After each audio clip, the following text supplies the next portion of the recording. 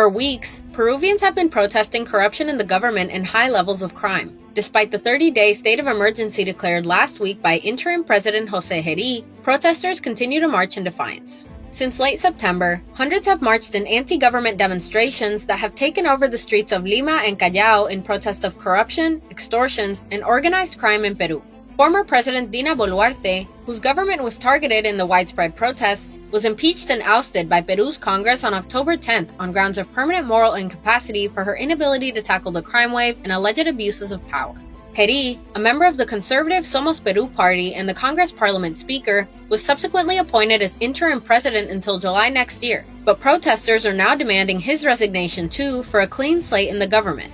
After protests calling for Jeri's resignation on Thursday, October 16th turned violent, killing one person and injuring about 100, the interim president, who has faced sexual assault charges, declared a state of emergency. He also claimed the protests had been infiltrated by criminals and said his new approach to fighting crime will go from defense to offense.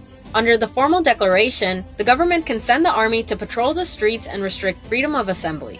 The protests against Boluarte, Peru's conservative majority Congress, and now Jeri have been primarily led by Gen Z activists who blame the government for passing a series of laws that they believe have contributed to the soaring crime rate. Jorge Calmet, leader of Generation Z Collective, says the political youth group will continue to protest for a safer country. "We have the constitutional right to protest," Calmet told journalists on Thursday. "That right cannot be taken away from us by a police commander, a congressman, and certainly not by someone who pretends to be president. We will march as many times as necessary."